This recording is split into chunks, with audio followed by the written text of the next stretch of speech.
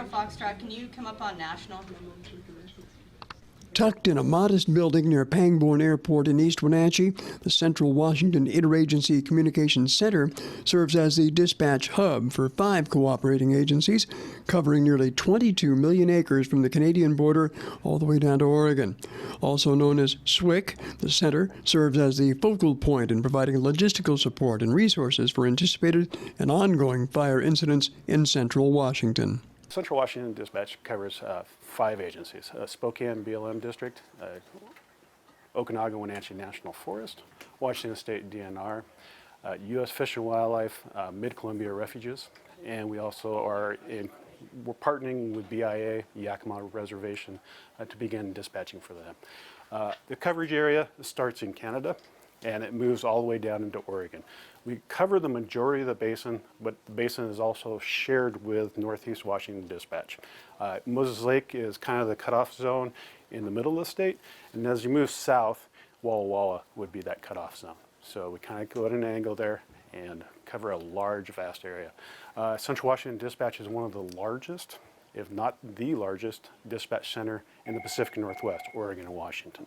So in 1992, Washington State Department of Natural Resources and at that time, the Wenatchee National Forest decided that it would behoove them to come together into a dispatch center so they could start using what we call the closest resource concept, meaning that it didn't matter which agency responded to the fire. It was based on the closest resource. So you may have a Forest Service fire, but you'll have DNR resources on it because they were closer at that point. So that was a plus to combining the center, the 2 agencies, Washington State DNR and U.S. Forest Service. So, and then as we progressed, U.S. Fish and Wildlife and Spokane BLM had asked us if they could come in and be part of that closest resource concept. And so that happened about 2012. And then this year, in 2018, Yakima Indian Reservation has asked us to become part of them. So with them, we will be just helping them with their aircraft needs and their extended dispatch needs. With this center, that gives us the ability to use the closest resource concept, but it also gives us access to all those agencies' resources. So we may have a fire up in Okanagan County. At that point, we would have the resources available from the BLM, from the Washington State Department of Natural Resources, U.S. Fish and Wildlife, and Yakima Indian Reservation. So we could bear all those resources to that one fire. In turn, we would also have the ability to grab resources nationally from all those agencies and import those resources into our area. So we're in initial attack right now. At this point, this is preseason. It's been an early preseason. We've had a lot of fires up to this point, but our staffing consists of 5 consuls for each geographic area.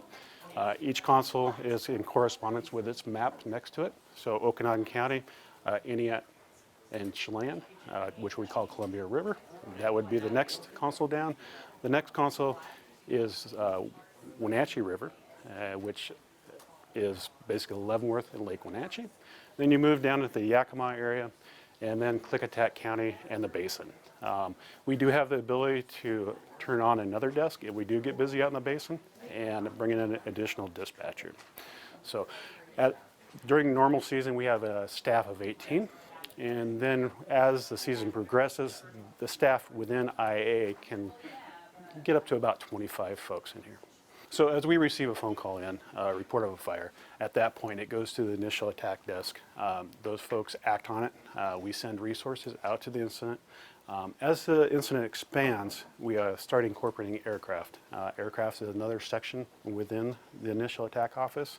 And the consuls on this side of the room dispatch those aircraft to the incidents. And we have several aircrafts at our disposal, from fire bosses out of Dalles to large air tankers out of Moses Lake. We have helicopters here in Wenatchee, helicopters in Ellensburg, and they can be placed anywhere at any time. So we do have a large fleet of aircraft. And again, that's processed through the aircraft. As the incident expands and they start needing resources from outside the area, outside the general vicinity of the fire, then the logistics section would take over at that point. and they would start creating what we call a resource order and sending that to those units and importing those resources into our fires. And we can still have those folks here within a few hours.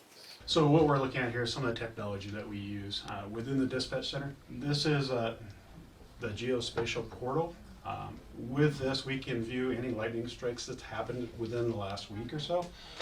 We can view recent incidents that have happened in the last few days or extended incidents that are ongoing.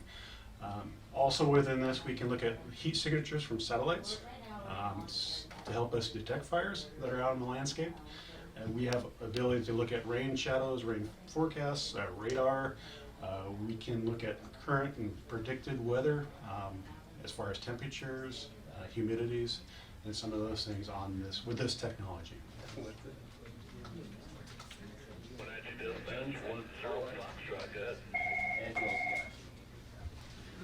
10 Foxtrot, can you come up on national?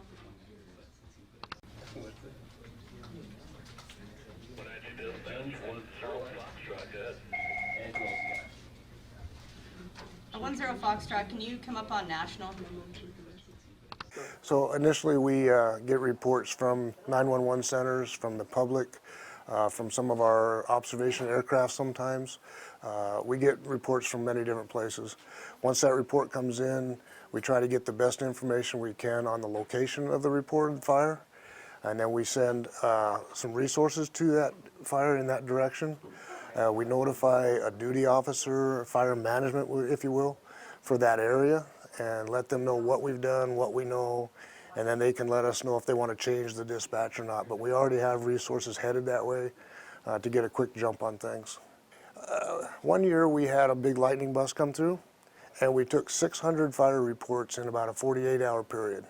Now those aren't all separate fires, but when folks see them, they see them from different directions, and they may tell us a little different location. And so sorting out all of those and find out which ones are actually fires and which ones are not was quite a chore.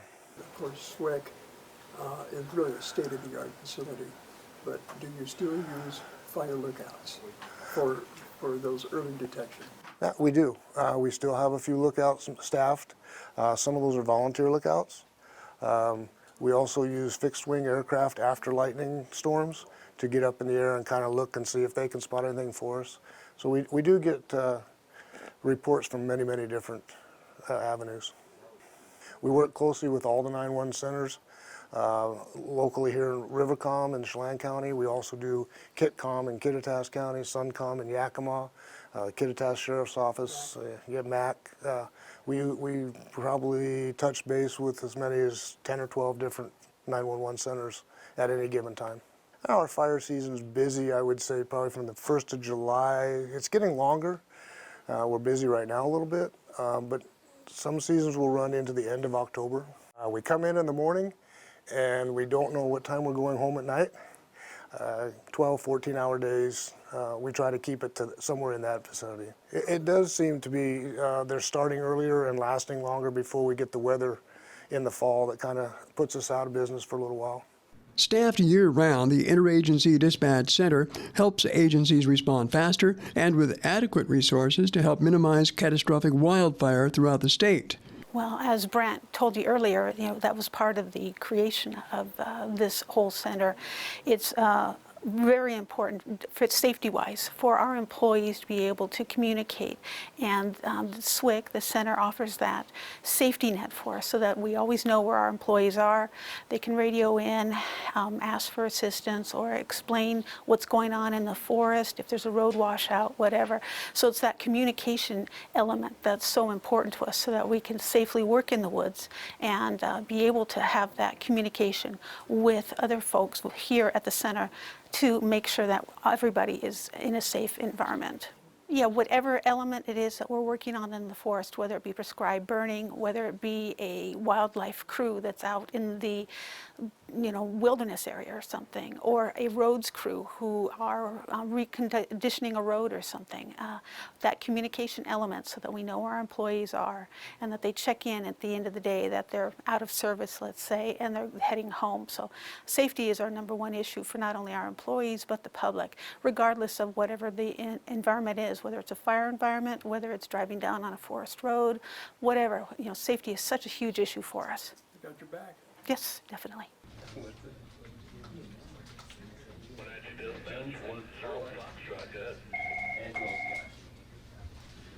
A 10 Foxtrot, can you come up on National?